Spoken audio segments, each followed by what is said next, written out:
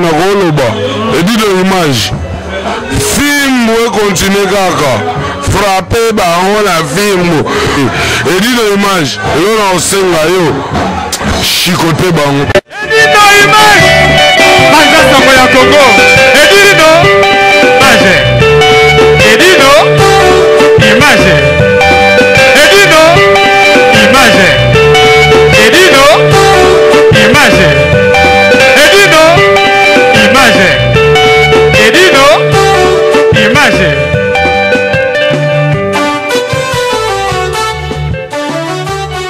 Ouais.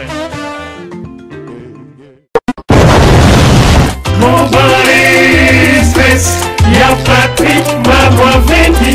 Mon Paris Express, y'a Marois Vendi.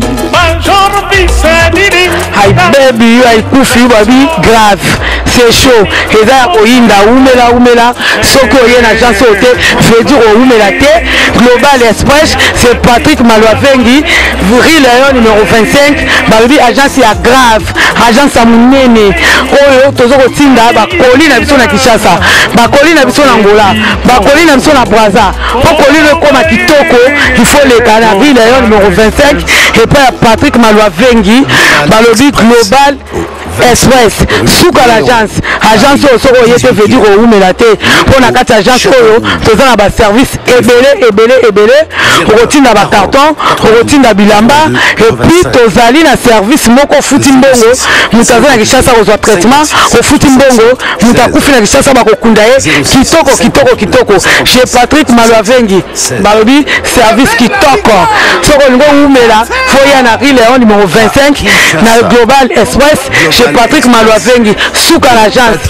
ba Maman Paris, Bana Paris, Bana Bella, ba Fongole Biso, Loba Kitoko, Vero Mango Iumela, Hatina Bilo on est car awa, pour Bilo on est comme Kitoko, Navakin, pour moi ba carton et Kendaka awa, ba Bilianda Mutina Ndam, Vero Mango ya dire Ndam Batina Ndam, Ndam souhaite les na Kishasa, alors pour que les Kitoko, Boya l'agence na Biso, na Global Express, chez Patrick Malouavengi, Léon numéro 25.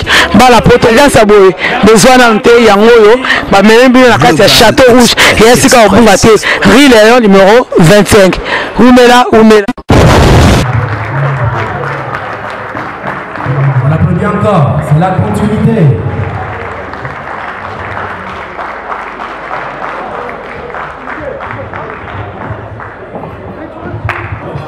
Parlez-nous un peu de Thiola.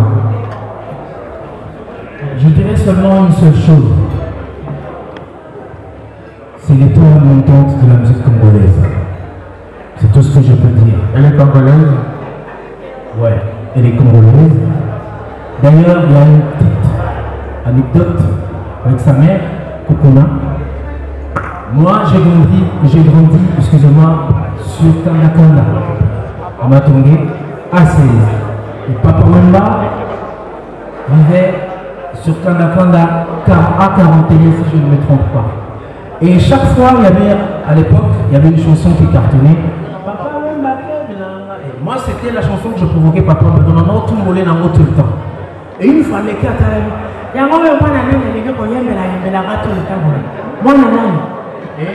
je me rappelle bien, maman Amazon m'avait accueilli à Mamela Kokana chantait à maman Amazon. J'étais vraiment mou. Donc, et aujourd'hui, quand je me vois avec Papa Wemba en studio, je dirigeais Papa Wemba, je faisais chanter Papa Wemba en studio, il me faisait confiance, il m'a fait confiance. Et voilà, on a l'obligation que le destin nous a mené en ça. Après Tiona, qu'est-ce que nous avons Nous avons vécu la musique à cours d'écran, mais je m'aurais appuyé ce que Olivier Chimanga venait de dire. Mesdames et messieurs, Tiona, c'est la petite fille de Papa Wemba. C'est-à-dire, Moana, il y a Papa Wemba. Moana, il y a maman Kukuna. C'est-à-dire Coco, il y a Papa Wemba. Lelo Ayekoussa, la relève de la musique. Ses parents sont là. S'ils peuvent se lever quand même, parce que la relève de la musique est assurée, s'il vous plaît, mesdames et messieurs. Voilà. Kukuna. J'espère que tu ne vas pas le décevoir. Adoyoué, je le prends en témoin. Moïse Moutato, Motoboko, bien, je te prends témoin. Le micro est à vous. Siona.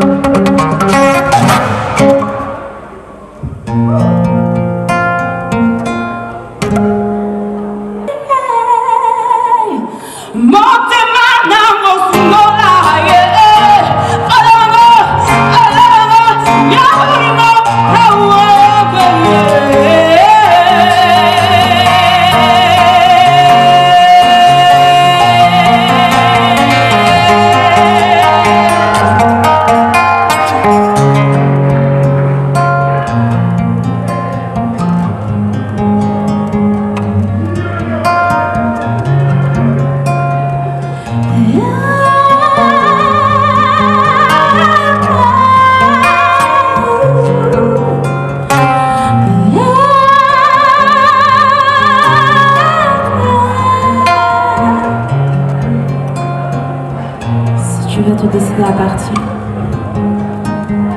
Kobo Sanalayate.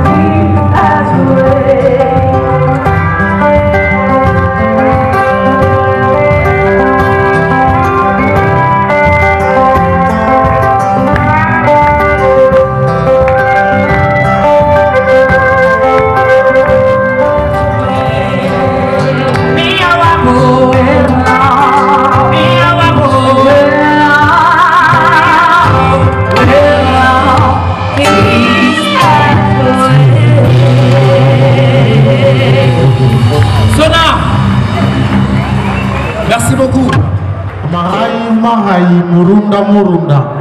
Alors, il veut un alobalicamongo pour nous.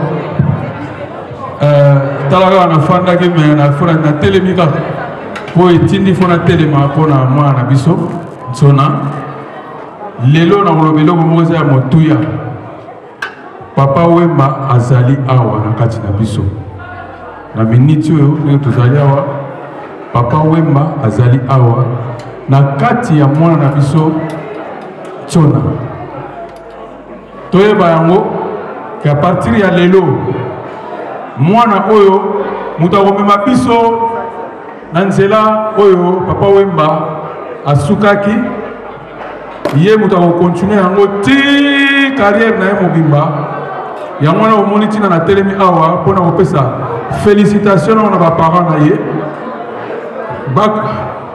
félicitation Didi bakontinue koencadre mwana oyo po kokona na mama kokona vous continuez à encadrer moi na oyo po yene to kende na ye ngongo ya papa Wemba etikali kati na ye pe carrière nyoso ya papa Wemba etikali na moi na oyo. Merci. Donc yep ta marché liboso merci.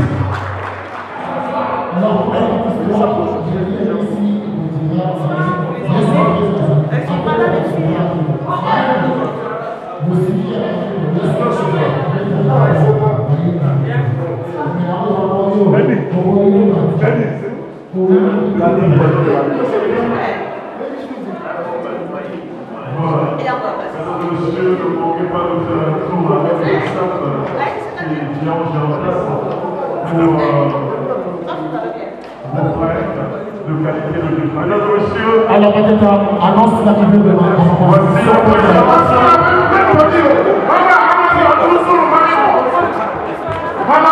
on applaudit.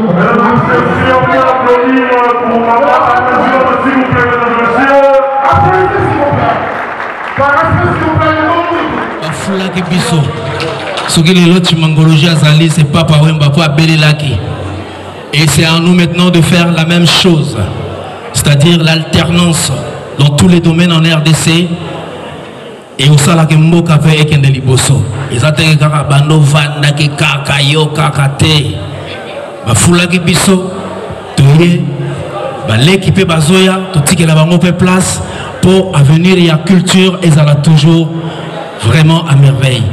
Encore une fois on applaudit Ntona Wemba s'il vous plaît.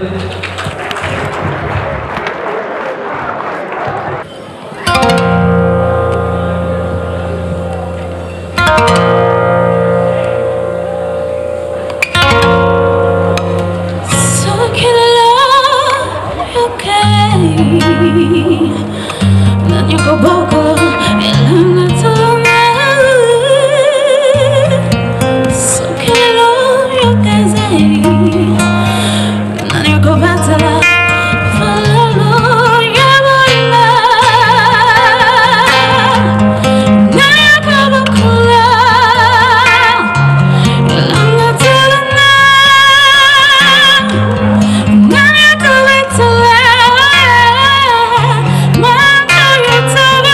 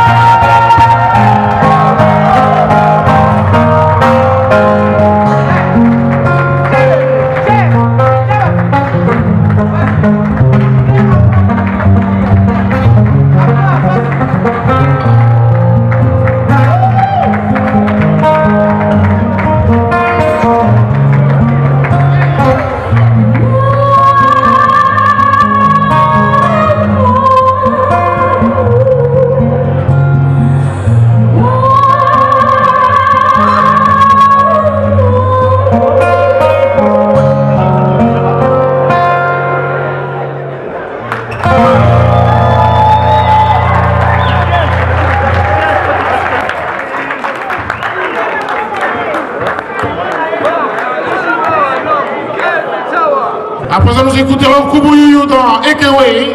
Un moutété là. Un moutété là au Japon. Pour faire plaisir tout simplement à tous les villageois du village Molokai.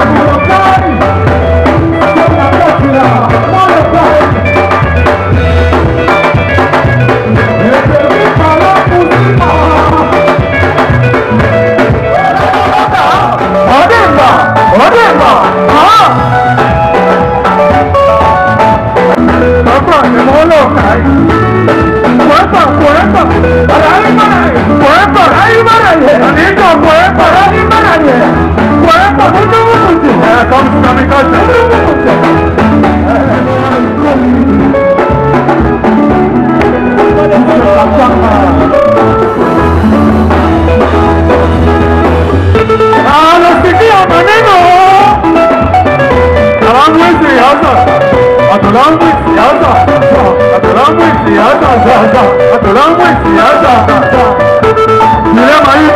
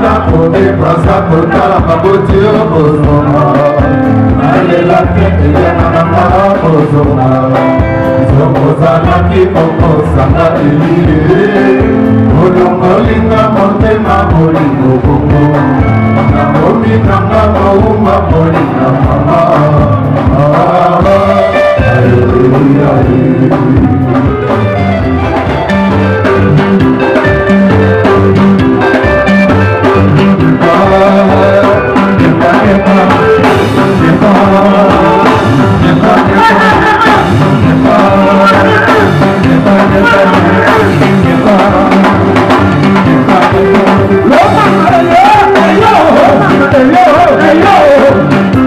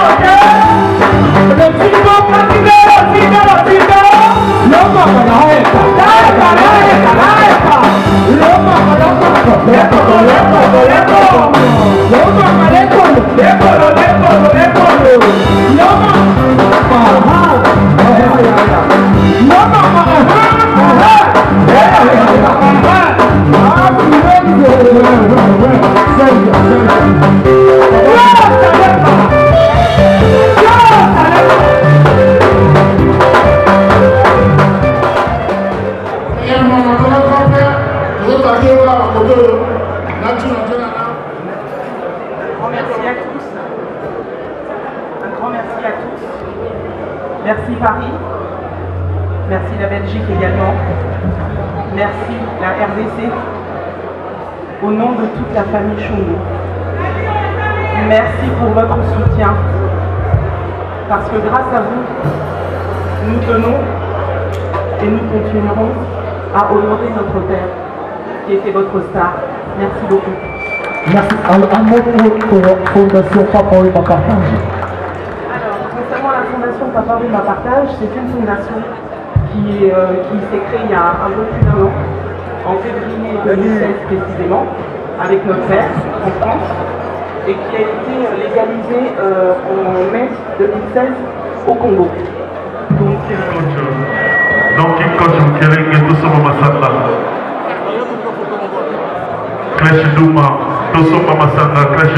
Papa Wemba forever. De génération en génération.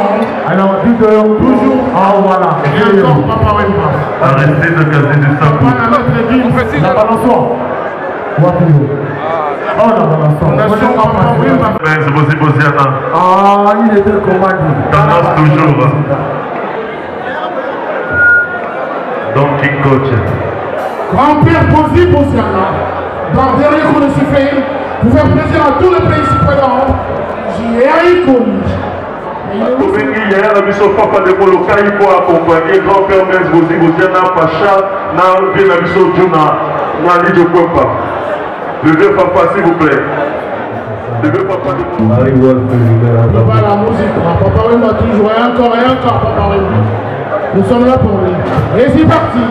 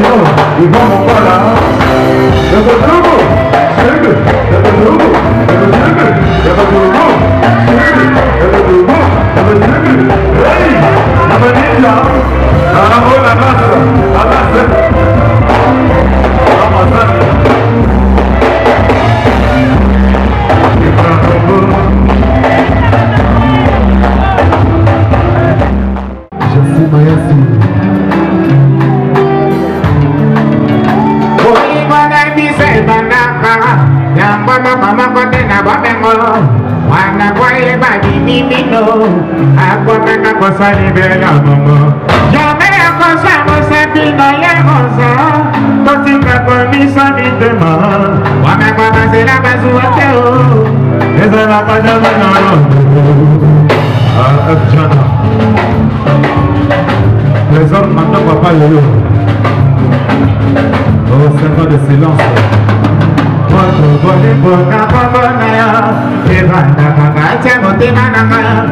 Si jamais causé que ça un jour.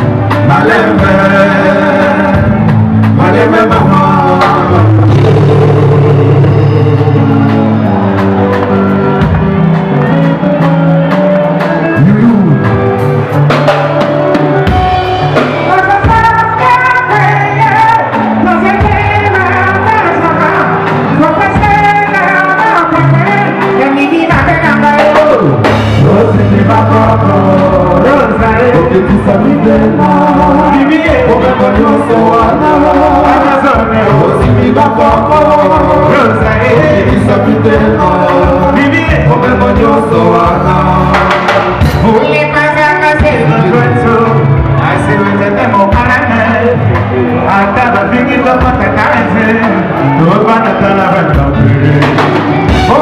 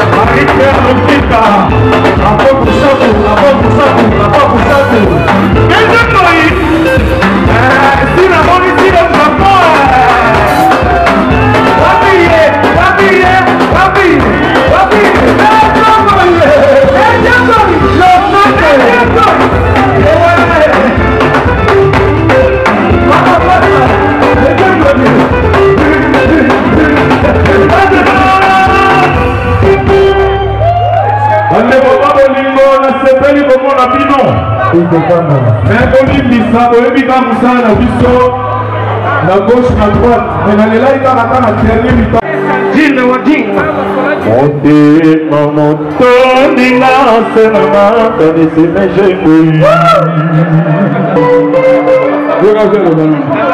Ok, viens à Zanani le Bagoloba, Bolivia, Senama, Kanesi, Mejemui.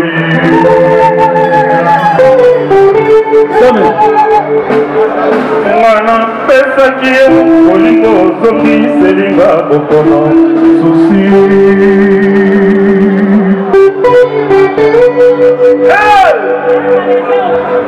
Ito koneza elina ya etinda kinga ina pesa masanga Mokolo yango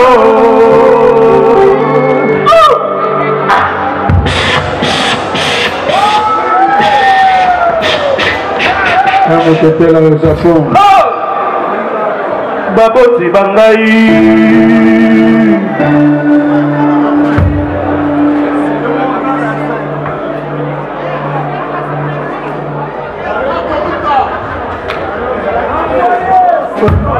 Baye ozala kipe.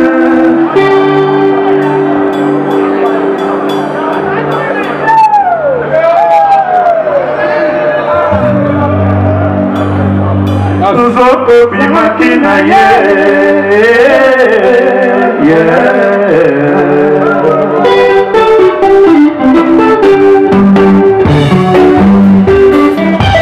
Ikonzananga ya talo Motema Molinga para boyete Mamiteli yoniyo Bamboto ya hawa Réponse était L'esprit n'a rien changé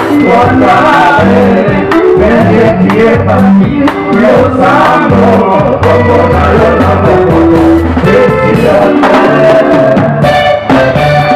la maman no van a vivre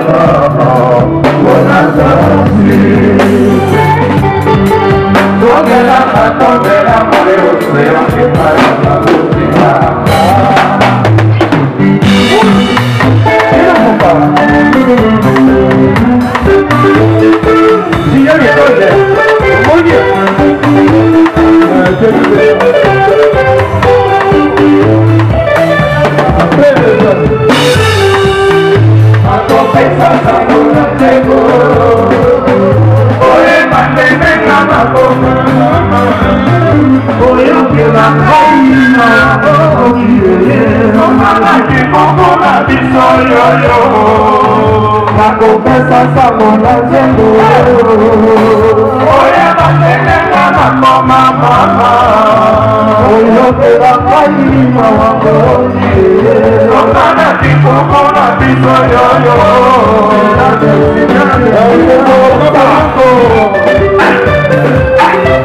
nakosa aitana Claude Mundele Bayama Moto Bamba Bamba Léon Mundele Christian Massoana En direct de Jean-Paul. Ouais Est-ce que vous avez dit que vous êtes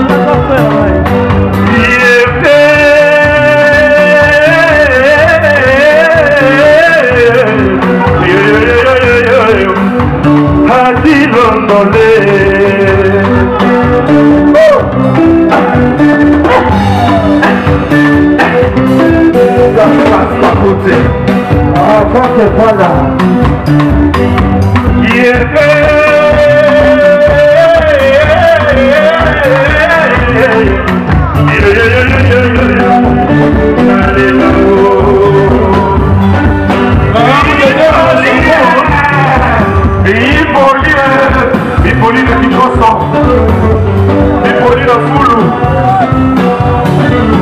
Bipoli de toilette. Tchè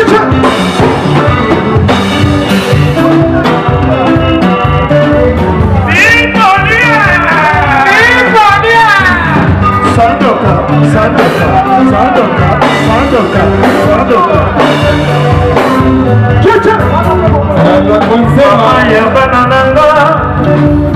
Yokitisa mitema eba kozwa na mokili epona moto te yawe edibenga mama ya bana nanga yokitisa mitema eba kozwa na mokili epona moto te yawe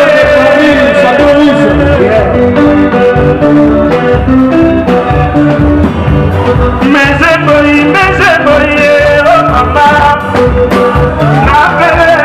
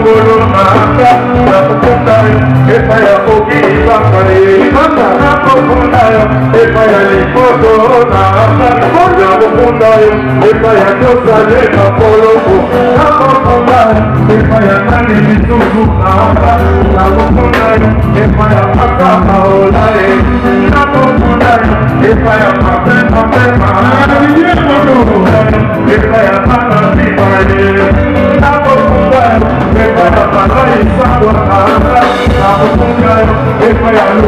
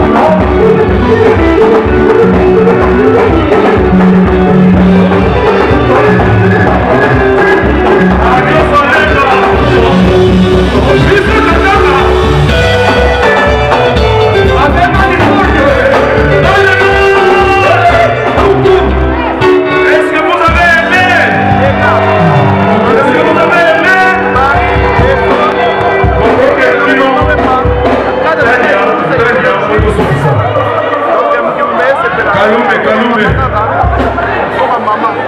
comment? Il était comment? Il était comment? Passage obligé, passage obligé. À la simplicité des ancêtres. Au pays de la maman.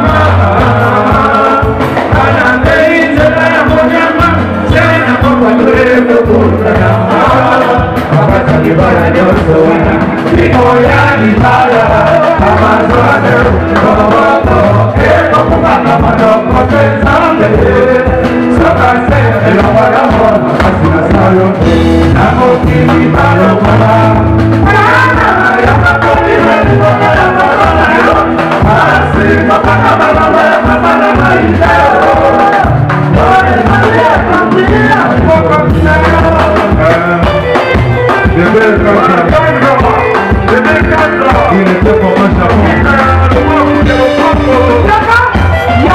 C'est un peu direct.